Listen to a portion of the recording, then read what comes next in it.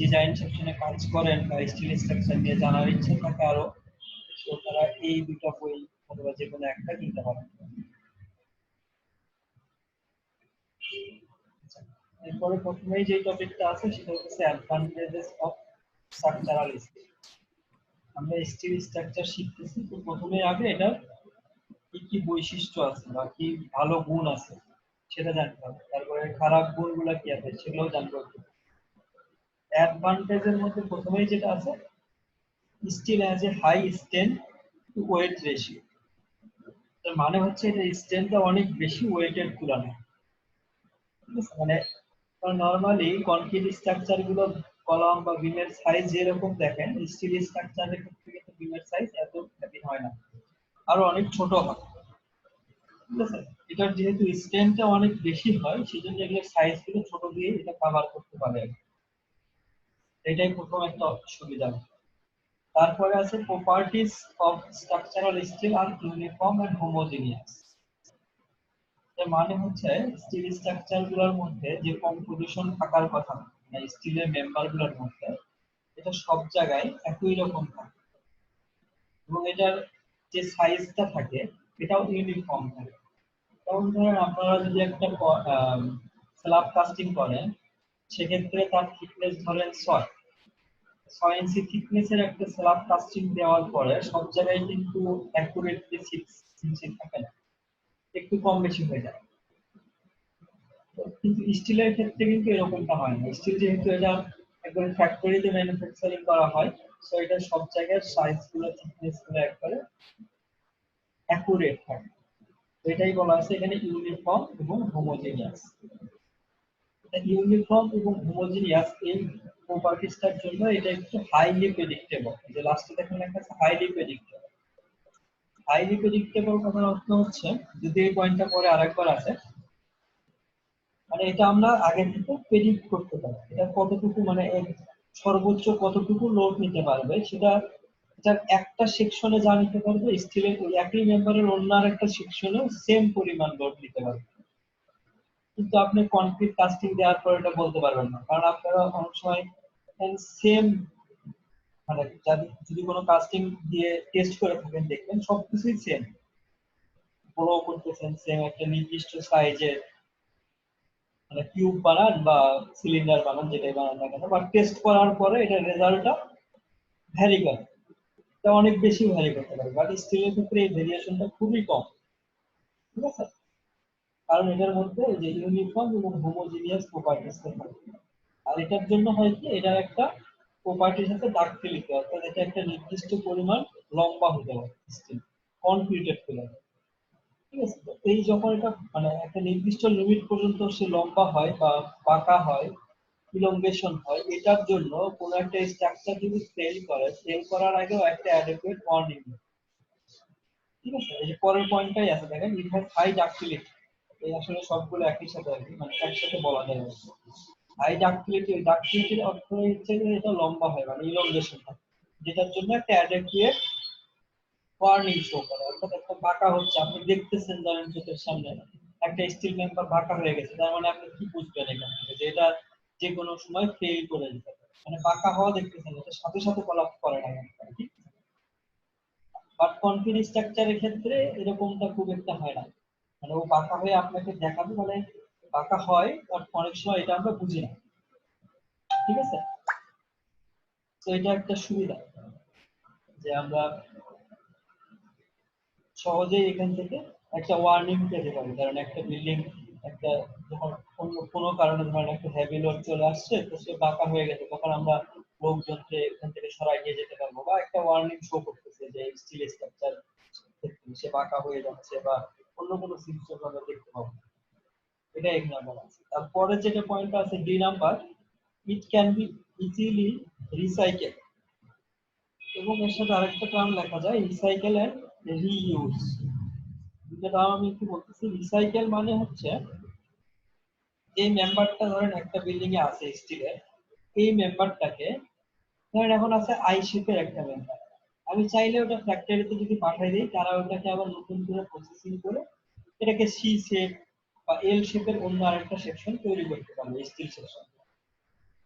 ঠিক আছে, এটাকে বলা হয় রিসাইকেল, মানে একটা জিনিস আছে ওটাকে পুনরায় ভেঙে তুলে আমি নতুন ওই জিনিস থেকে নতুন আরেকটা জিনিস বানাচ্ছি। এটা স্টিলের ক্ষেত্রে করা যায়। আর আরেকটা যেটা করা যায় রিইউজ, কারণ কোনো একটা বিল্ডিং আমি ভেঙে ফেলতেছি, ওখানকার যে মেম্বার গুলো ছিল ওটা নিয়ে যাই আমি অন্য জায়গায় আরেকটা বিল্ডিং এর মধ্যে ওটা লাগাই দিই, যদি সেখানে পারফেক্টলি সবকিছু ম্যাচ করে। তো এটাও সম্ভব। বাট কনক্রিট স্ট্রাকচারের ক্ষেত্রে কিন্তু এরকমটা সম্ভব না।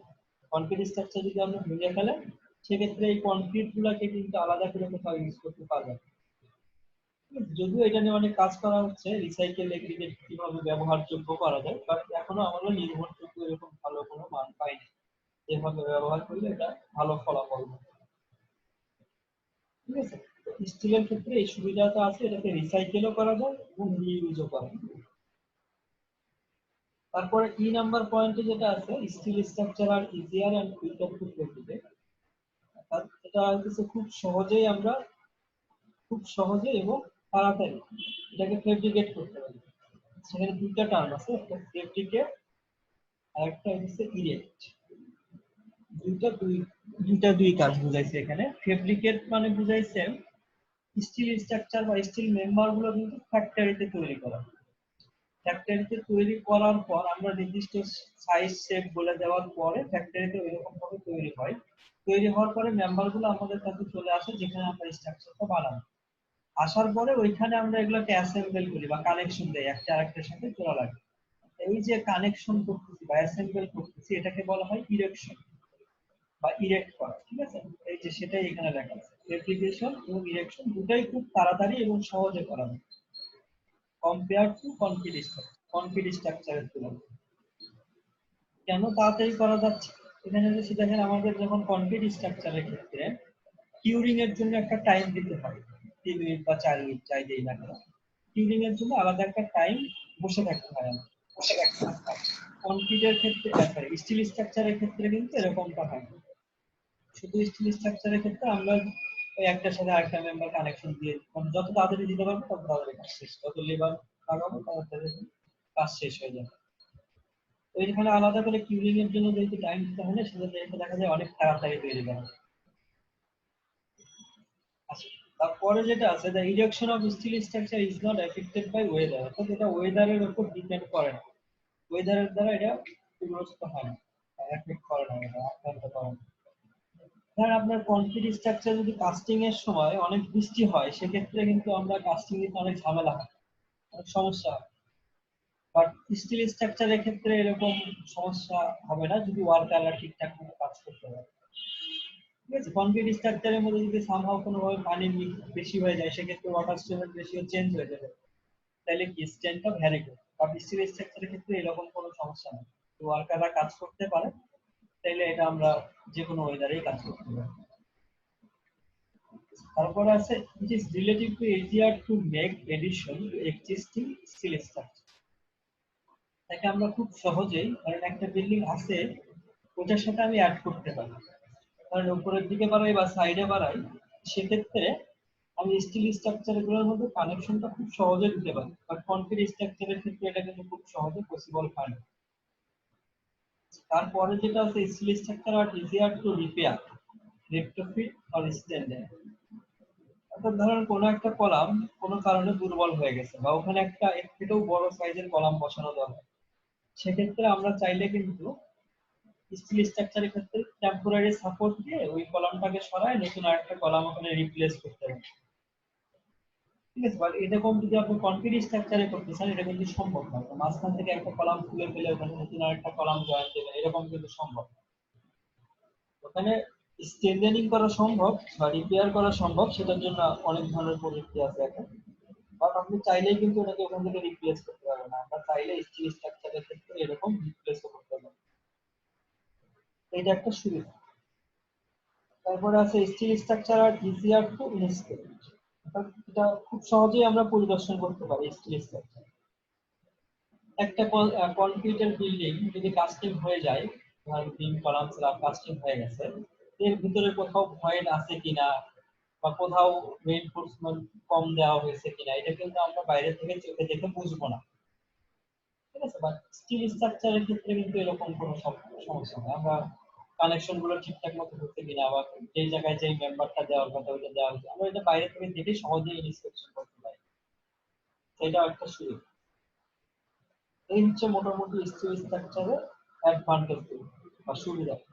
এরপরে একটু যদি অসুবিধা বা ডিসঅ্যাডভান্টেজ। প্রথম যে অসুবিধাটার কথা বলা আছে সেটা হলো করোশন। করোশনের বাংলা হচ্ছে মরিচা। স্টিল খুব সহজেই মরিচার দ্বারা আক্রান্ত হয়, অর্থাৎ এই স্টিলকে যদি কোনো ধরনের প্রোটেকশন ছাড়া বাইরে বাতাসে ফালায় রাখে, বাতাসের মধ্যে যে জলীয় বাষ্প আছে, এই জলীয় বাষ্প স্টিলের আয়রনের সাথে বিক্রিয়া করে, রাসায়নিক বিক্রিয়া করে এখানে ফেরিক অক্সাইড তৈরি করে। ফেরিক অক্সাইডটাই হচ্ছে করোশন বা মরিচা। এইটা তৈরি হলে কি হয়, স্টিল ক্ষয় হতে থাকে। ওই যে স্টিলের মধ্যে থেকে যে আয়রনটা আছে, ওই আয়রনটা পানির সাথে বিক্রিয়া করতেছে বাতাসের জলীয় বাষ্প, এর জন্য কি হচ্ছে, এখান থেকে আয়রন গুলো কমে যাচ্ছে, স্টিলের ভিতর থেকে আয়রন গুলো কমে যাচ্ছে, অর্থাৎ ক্ষয় হয়ে যাচ্ছে। তাই এরকম যদি ক্ষয় হতে থাকে তাহলে একটা নির্দিষ্ট সময় পর সে আর লোড বিয়ারিং করতে পারবে না, সে ফেল করে যাবে। তো এটা হচ্ছে আমাদের একটা অনেক বড় অসুবিধা স্টিল স্ট্রাকচারের জন্য। এটাকে আমরা কিভাবে দূর করতে পারি, যেখানে লেখা আছে has to be protected by galvanising or by coating.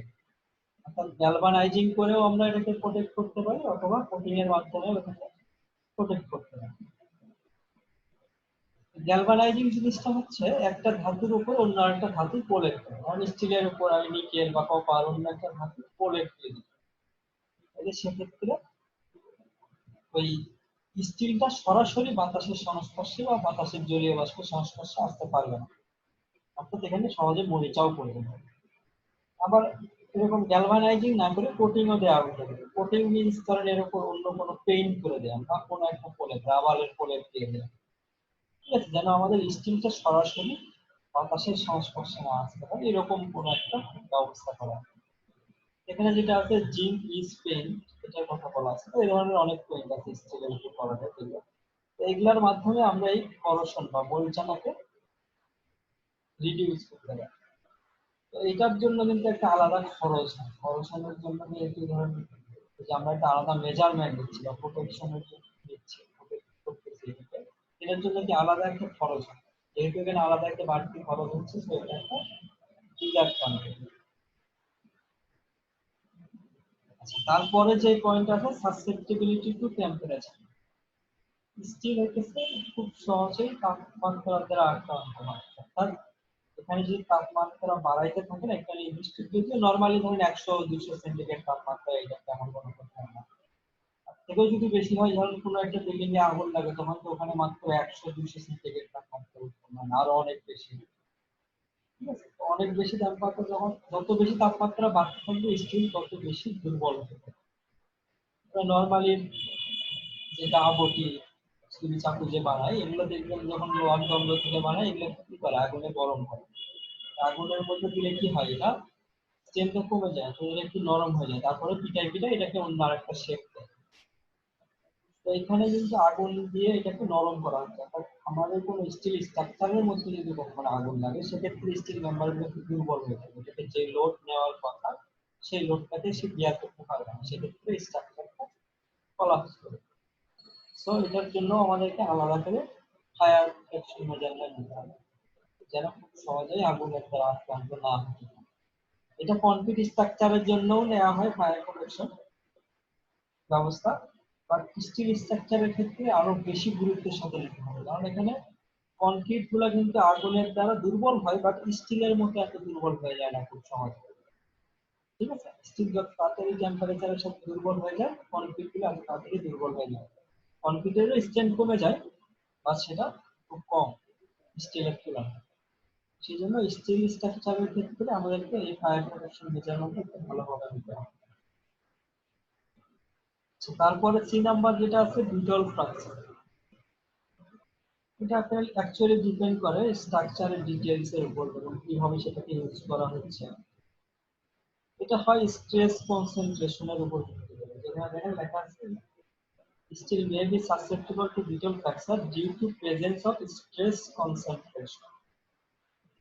Stress কোন পয়েন্টে আসার কথা এবং সেটা এক্স্যাক্টলি কোথায় আসতেছে, বা সামহাউ কোনো কারণে যদি চেঞ্জ হয়ে যায়, তো সেক্ষেত্রে এই যে স্ট্রেস কনসেন্ট্রেশন পয়েন্টের উপর ডিপেন্ড করে স্ট্রাকচারের বিটল ফ্র্যাকচার হতে পারে। এটা শুধু স্ট্রাকচার মানে স্টিল স্ট্রাকচারের ক্ষেত্রে না, অন্য স্ট্রাকচারের উপরে, অন্য ধরনের স্ট্রাকচারের উপরে এটা হতে পারে।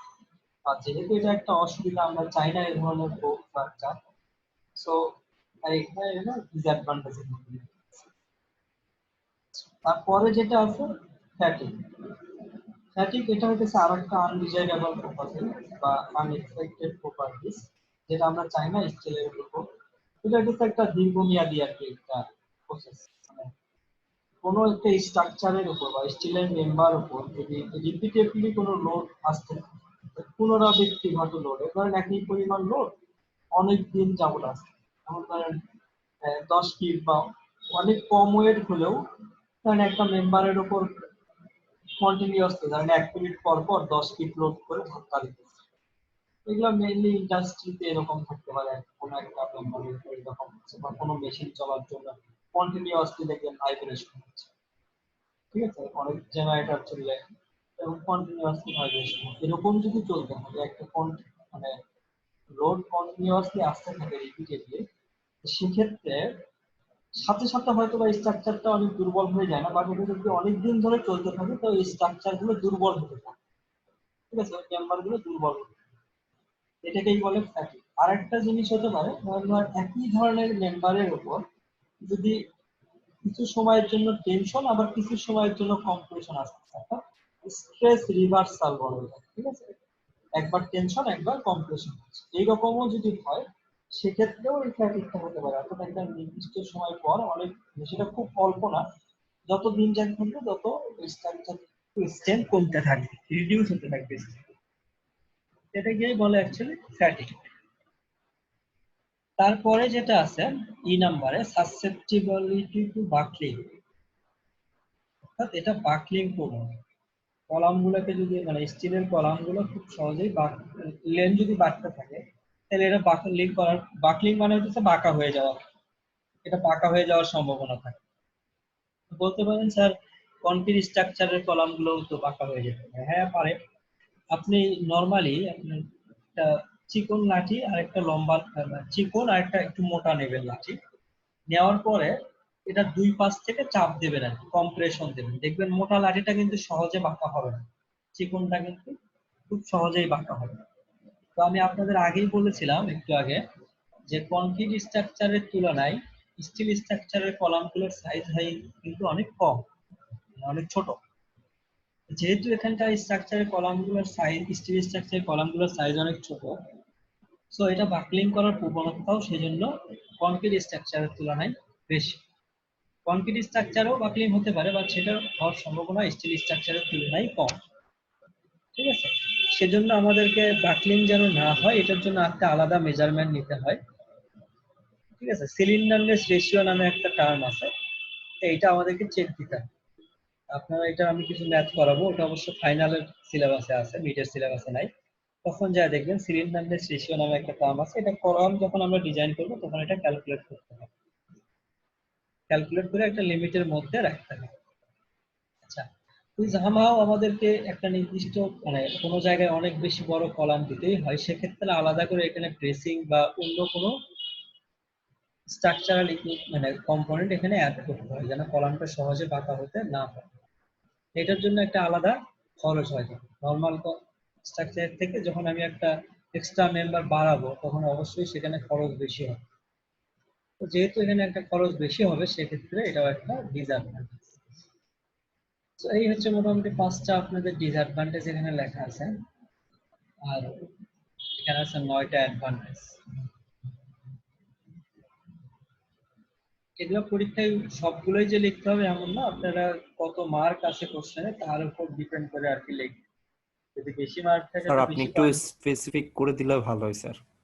স্পেসিফিক করে দেবো। আচ্ছা, তাহলে স্পেসিফিক করে দিলে আমার পরীক্ষার কোশ্চেনে যে কয়টা মার্ক, যে কয় মার্ক থাকবে, ধরেন 3 মার্ক, তার থেকে 2টা পয়েন্ট বেশি, অর্থাৎ 3 মার্ক থাকলে 5টা পয়েন্ট লিখবে, ঠিক আছে। Okay sir. 5 মার্ক থাকলে 7টা পয়েন্ট লিখবে, এরকম ভাবে। আর পয়েন্ট গুলো যে হুবহু এরকম ভাবেই লিখতে হবে এমন না, আমি কিন্তু আপনাকে এখানে হুবহু এরকম করে আমি আপনাদেরকে বোঝানোর জন্য অনেক ভাবে বলছি, তো আপনাকে বুঝাতে পারলেই হবে। হুবহু এরকম করে লিখতে হবে এমন কোনো মানে নেই, আপনারা নিজের আচ্ছা ভাষাতেও স্যার। লিখতে পারেন। Okay sir. আচ্ছা, এটা গেল অ্যাডভান্টেজ এবং ডিসঅ্যাডভান্টেজ। এরপরে যে টপিকটা আছে সেটা হচ্ছে ডিফারেন্স, স্টিল স্ট্রাকচারের সাথে কনক্রিট স্ট্রাকচার ডিফারেন্স। আমি অলরেডি আপনাদেরকে এখানে যখন এই অ্যাডভান্টেজ গুলো পড়াইছি বা ডিসঅ্যাডভান্টেজ গুলো পড়াইছি, এগুলো কিন্তু কনক্রিট স্ট্রাকচারের সাথে কম্পেয়ার করেই পড়াইছি। তো আপনারা একটু আমাকে বলেন তো দেখি এখান থেকে কি বুঝলেন এখন, স্টিল স্ট্রাকচার আর কনক্রিট স্ট্রাকচারের মধ্যে তাহলে পার্থক্য কি কি আছে বলেন দেখি, তো বলতে পারবেন? জি স্যার। হ্যাঁ বলেন। Hello sir. হ্যাঁ স্টিল শুনতেছি, বলেন। স্ট্রাকচার সহজে বাকলিন হয়ে যায়, যেটা আপনি একটু আগে বললেন। Sir still structure, sir concrete structure normally sir যে কোনো সারফেসে কাস্টিং করা যায়, মানে যে কোনো প্লেসে কাস্টিং করা যায়। স্টিল স্ট্রাকচার আর আর স্টিল স্ট্রাকচার স্যার ফ্যাক্টরি থেকে মেশিন মেডের মাধ্যমে স্যার তৈরি করা লাগে। আচ্ছা, হ্যাঁ এটা একটা পার্থক্য। তারপর আর স্যার হচ্ছে কংক্রিট স্ট্রাকচারটা স্যার যে কোনো শেপ মেম্বার এক কথাই করা যায় স্যার। আপনি তো এটা কি দেখে দেখে বলতেছেন নাকি? স্যার পার্থক্যগুলো কি এখান থেকে দেখে দেখে বলতেছেন? কোথা থেকে স্যার? এই যে মডিউল থেকে? না না স্যার, আমি তো ভিডিও ক্লাসে স্যার। আচ্ছা ঠিক আছে, বলেন। হ্যাঁ তারপর, হ্যাঁ এটাও একটা পার্থক্য। স্যার এইগুলাই তো স্যার। তারপরে স্যার এই তো স্যার। এই কয়টা মাত্র? ধরেন এখানে ধরেন এই যে দেখেন steel has a high strength, মানে স্টিলের স্ট্রেংথটা অনেক বেশি, কনক্রিটের স্ট্রেংথ কি কম। তারপরে কি বলছিলাম, এই যে দেখেন স্টিল স্ট্রাকচারের প্রপার্টিজ গুলো কি ইউনিফর্ম আর হোমোজেনিয়াস। স্টিল স্ট্রাকচারের ক্ষেত্রে ইউনিফর্ম আর হোমোজেনিয়াস এই প্রপার্টিজটা বেশি দেখা যায় না। স্টিলটা হাই ডাক্টিলিটি, কনক্রিটটা কি ডাক্টিলিটিটা অনেক কম, লেস ডাক্টিলিটি। এরকম এখান থেকে অনেক কিছু বলা যায়।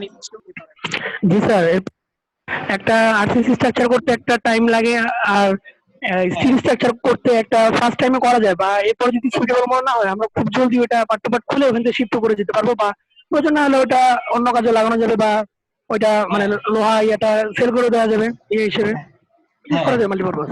হ্যাঁ অনেকগুলা এগুলা ধরেন এই স্টিল স্ট্রাকচার আর কনক্রিট স্ট্রাকচারের পার্থক্য পরীক্ষায় যদি আসে আপনারা এখনই আমার কাছে মনে হয় যেটা দেখতে পারেন না, এখানে এখানে না পড়ে। তারপরেও জি আপনারা স্যার। এটা ঠিকঠাক মতো পরীক্ষা লিখতে পারেন না অনেক। যাই হোক, তাহলে তারপরে একটু বলতেছি দেখেন, কনক্রিট স্ট্রাকচারে কি নরমালি কাস্টিং প্লেস, এই যে আপনাদের মধ্যে কেউ একজন বলছিলেন এটা, যে আমরা এখানে যেখানে কাজ করি সেখানে এটাকে কাস্টিং দিতে হয়, বাট স্টিল স্ট্রাকচার কিন্তু আমাদের যে ফ্যাক্টরি থেকে তৈরি করে নিয়ে আসতে হয়, সেটাই এখানে লেখা আছে। দেখেন components are fabricated in the factory and assembled in the place, অর্থাৎ কম্পোনেন্টস গুলোকে ফ্যাক্টরিতে তৈরি করে নিয়ে এসে তারপরে আমরা যেখানে স্ট্রাকচার তৈরি করতে চাই সেখানে এগুলোকে অ্যাসেম্বল করা হয়, মানে সংযুক্ত করা হয়, একটার সাথে আরেকটা জোড়া লাগানো। তারপরে flexible size and shape of member, concrete স্ট্রাকচারের ক্ষেত্রে সাইজ এবং শেপ গুলো ফ্লেক্সিবল, মানে আপনি ডিজাইনার হিসেবে এটাকে কম বেশি করতে পারেন, কোনো এক্সাক্ট মানে নাই যে এমন সাইজেরই হতে হবে, এর থেকে বেশি বা কম হওয়া যাবে না। বাট স্টিল স্ট্রাকচারের ক্ষেত্রে সাইজ গুলো প্রি ডিফাইন, অর্থাৎ এই যে এগুলোর কিছু চার্ট আছে, predefine size and shape. Steel স্ট্রাকচারের জন্য কিছু চার্ট আছে, আমাদের একটা চার্ট দেখাই। এই যে এটা একটা অ্যাঙ্গেল সেকশনের চার্ট। এই যে দেখেন শেপ গুলো এখানে নির্দিষ্ট, আপনাকে এই শেপ গুলোর মধ্যে থেকে কোনো একটা ইউজ করতে হবে যদি আপনি অ্যাঙ্গেল সেকশন ইউজ করেন। এরকম আরো অনেক চার্ট আছে, আপনি এর বাইরে অন্য কোনো চার্ট ইউজ মানে অন্য কোনো সেকশন ইউজ করতে পারবেন না, কারণ সেগুলো নরমালি ফ্যাক্টরিতে তৈরি হয় না। ঠিক আছে, তো এটা এখানে বলা আছে স্টিল স্ট্রাকচারটা প্রি ডিফাইন সাইজ এবং শেপ। তারপরে connection design less important, concrete স্ট্রাকচারের জন্য কানেকশন কিন্তু ওই যে বিম কলাম যেগুলো যেই পয়েন্টে জয়েন্ট হচ্ছে এটাকে কিন্তু আলাদা করে আমরা কানেকশন ডিজাইন করি না, মানে অত ইম্পর্টেন্ট না। বাট স্টিল স্ট্রাকচারের ক্ষেত্রে কিন্তু এটা অনেক ইম্পর্টেন্ট, মানে যেখানে কম্পোনেন্ট গুলো একসাথে যুক্ত হবে ওইখানে কি কি অ্যারেঞ্জমেন্ট হবে, কয়টা নাট হবে, কয়টা নাট করে থাকবে, বা অথবা ওয়েল্ডিং করবো কিনা, ঠিক আছে, এগুলা আমাদের আগে থেকে ক্যালকুলেশন করে রাখতে হবে, ডিটেলস ক্যালকুলেশন করতে হয়। সেজন্য এখানে লেখা আছে connection design is extremely important. তারপরে আছে buckling related instability is less important, অর্থাৎ কনক্রিট স্ট্রাকচারের ক্ষেত্রে বাকলিং হওয়ার প্রবণতা খুব কম। আর এখানে আছে কি buckling is one of the most important design consideration, অর্থাৎ স্টিল স্ট্রাকচার ডিজাইন করার ক্ষেত্রে বাকলিংটাকে গুরুত্ব দিয়ে মানে বাকলিং হতে পারে এটা ধরে নিয়ে আপনাকে ডিজাইন করতে হবে, এটাকে একটা কনসিডারেশনে রাখতে হবে। তারপরে কনক্রিট স্ট্রাকচারটা অনেক হেভি, এটার ওয়েটটা হয় অনেক বেশি, যেহেতু এগুলোর সাইজ গুলো হয় অনেক বড় বড়, কনক্রিট স্ট্রাকচারের বিম কলামের শেপ গুলো সাইজ গুলো হয় অনেক বড়, সেক্ষেত্রে এটার ওয়েটটাও হয় অনেক বেশি হেভি। আর স্টিল স্ট্রাকচারের ক্ষেত্রে এটার ওয়েটটা হয় অনেক কম লাইট ওয়েট, যেহেতু এগুলোর সাইজ শেপ গুলো অনেক ছোট ছোট।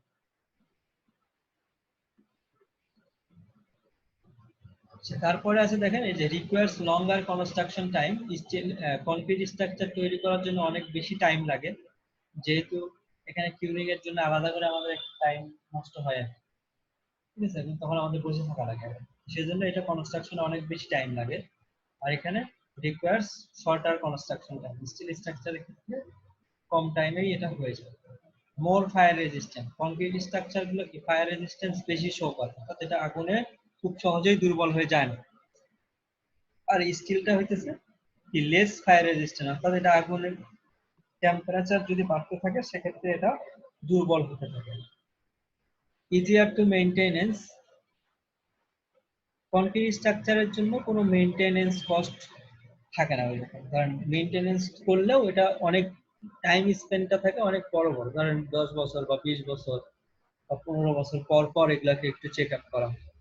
বাট স্টিল স্ট্রাকচার গুলোর এত বেশি দিন পর পর না, আরো আগে আগে, যেমন ধরেন হতে পারে বছরে 2 বার অথবা 1 বছর পর পর বা 2 বছর পর পর, খুব ফ্রিকুয়েন্টলি এগুলাকে মেইনটেনেন্স করতে হয়। কারণ আমি বললাম ধরেন একটা স্টিলের ব্রিজ আছে, ওর উপর দিয়ে প্রতিনিয়ত গাড়ি যাচ্ছে, তার উপর কন্টিনিউয়াসলি সব লোড গুলার জন্য এগুলার যে কানেকশন গুলো থাকে বোল্ট নাট বোল্ট, ওগুলা দুর্বল হয়ে যেতে পারে বা লুজ হয়ে যেতে পারে, এগুলো ঠিকঠাক মতো আছে কিনা, লুজ হয়ে গেলে ওই পয়েন্ট গুলো দুর্বল হয়ে যাবে, আস্তে আস্তে স্ট্রেংথ কমতে থাকবে, তো এটা চেক চেক করতে হয়। তারপরে আরো কোনো জায়গায় আমাদের যে কোটিং করা থাকে, স্টিল তো আমরা নরমালি ইউজ করি প্রোটেকশনে, যে যেটা বললাম গ্যালভানাইজিং অথবা কোটিং করার পরে আমরা এটাকে ইউজ করি। কোনো জায়গা থেকে এরকম প্রোটেকশন গুলো আমাদের উঠে গেছে কিনা, গ্যালভানাইজিং বা কোটিং গুলো উঠে গেছে কিনা, সেগুলো চেক আপ করতে হয়। যদি না, যদি উঠে গিয়ে থাকে তাহলে সেক্ষেত্রে কি হবে, ওখানে মরিচা পড়বে, একটা পোর্শনে মরিচা পড়লেই কি ওইখানে যদি কলাপস করে তাহলে পুরো স্ট্রাকচারের উপর একটা ইফেক্ট পড়বে।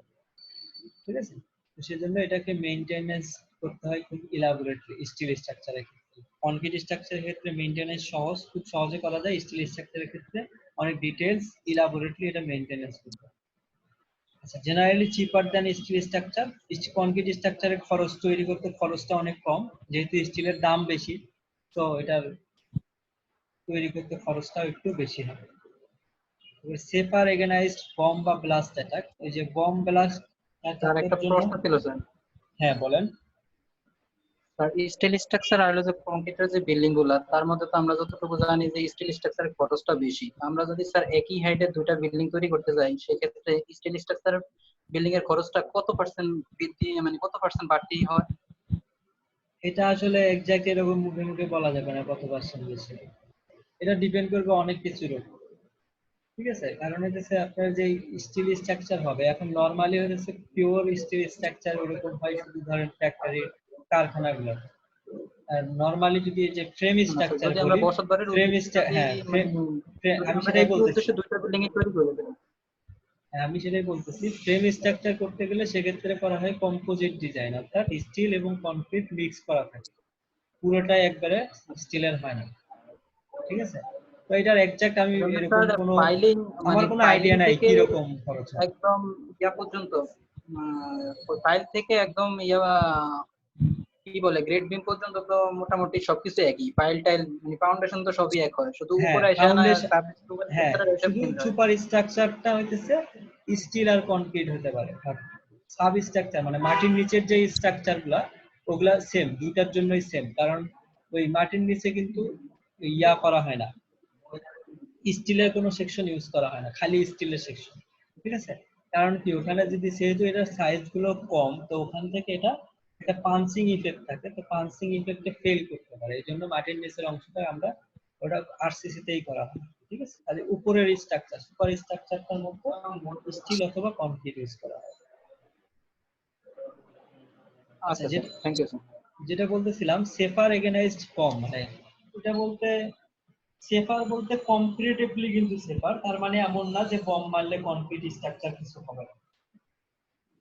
তুলনামূলকভাবে স্টিল স্ট্রাকচারের সাথে কনক্রিট স্ট্রাকচার যদি কম্পেয়ার করি তাহলে স্টিল স্ট্রাকচারের থেকে কনক্রিট স্ট্রাকচারটা একটু বেশি মানে বমের অ্যাটাক বা ব্লাস্ট অ্যাটাক যে কোনো ধরনের ব্লাস্ট অ্যাটাক সহ্য করতে পারে। ঠিক আছে, এটার কারণ হচ্ছে দেখেন কনক্রিট স্ট্রাকচারের মধ্যে কিন্তু ওই যে রেইনফোর্সমেন্ট থাকে এগুলো কলামের ভিতরে থাকে, বাইরে কিন্তু একটা কনক্রিটের আলাদা একটা আবরণ আছে। ঠিক আছে, বিমের ক্ষেত্রেও সেম, বাট স্টিল স্ট্রাকচারের ক্ষেত্রে কিন্তু সরাসরি স্টিলটাই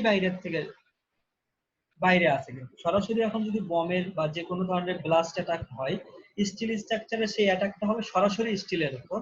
আর কনক্রিট স্ট্রাকচারে কি হবে, প্রথমে ওই যে কলাম বা বিমের আউটার সারফেসে যেসব কনক্রিট আছে এটার উপর প্রথমে ইফেক্ট করবে, তারপরে যায় না রডের উপর ইফেক্ট করবে। ঠিক আছে, সেজন্য এক্ষেত্রে হইতেছে এটা একটু ভালো। আর তাছাড়া আরেকটা জিনিস হচ্ছে বম বা ব্লাস্ট অ্যাটাক হওয়ার অর্থ কি, ওখানে একটা টেম্পারেচার হাই টেম্পারেচার ক্রিয়েট হবে, অনেক টেম্পারেচার বেড়ে যাবে। টেম্পারেচার বাড়লে আমরা নরমালি জানি কনক্রিট স্ট্রাকচার কি আরসিসি স্টিল স্ট্রাকচারের থেকে ভালো, মানে টেম্পারেচার বাড়লে সেই কংক্রিট স্টিলের থেকে কনক্রিটটা ভালো যদি টেম্পারেচার অনেক বেড়ে যায়। এই দিক থেকে এই দুইটা সেন্সের চিন্তা করে কনক্রিট স্ট্রাকচারটা তুলনামূলকভাবে সেফ হবে, তার মানে এমন না যে বম মারলে কিছুই হবে না। আচ্ছা, তারপরে যদি আসি দেখেন এখানে ডিফিকাল্ট টু ইন্সপেক্ট, অর্থাৎ কনক্রিট স্ট্রাকচারের ক্ষেত্রে ইন্সপেকশনটা অনেক ডিফিকাল্ট, যেটা আমি এর আগেও বলছিলাম আপনাদেরকে। ধরেন আমি এটা কাস্টিং দিয়ে দিচ্ছি, ওর মধ্যে রড কয়টা কম দিছি না বেশি দিছি এটা আমি আর বুঝবো না, বাট স্টিল স্ট্রাকচারের ক্ষেত্রে কিন্তু এরকম সমস্যা নাই, তো আমরা সহজে এটা ইন্সপেকশন করতে পারি। ডিফিকাল্ট টু রিপেয়ার, এটা ওই যে একটা কলাম যেটা বললাম বা বিম যদি আমাদের রিপ্লেস করতে হয় বা স্ট্যান্ডার্ডিং করতে হয়, কনক্রিট স্ট্রাকচারের ক্ষেত্রে এটা কিন্তু রিপ্লেস করা বা রিপেয়ার করা একটু কঠিন, আর স্টিল স্ট্রাকচারের ক্ষেত্রে আমরা এটা সহজেই রিপেয়ার বা রেট্রোফিট করতে পারি। এই হচ্ছে মোটামুটি আপনাদের অ্যাডভান্টেজ, ডিসঅ্যাডভান্টেজ এবং ডিফারেন্স, এগুলো একটু পড়বেন ভালো করে। আচ্ছা, আপনাদের এই ক্লাসটার বেশিক্ষণ নাই, আপনারা এর পরের মানে পরের পিরিয়ডটা এখনই জয়েন করবেন। ঠিক আছে, আমি এই ক্লাসটা কেটে দেওয়ার পরে আপনাদের গুগল ক্লাসরুমে যে লিঙ্কটা দেওয়া আছে ওই লিঙ্কে আবার জয়েন করবেন। ঠিক আছে, বুঝতে পারছেন সবাই? জি স্যার। ঠিক আছে, আমি এটা কেটে দেওয়ার পরে ওখানে আবার জয়েন করবেন। ওকে জি স্যার।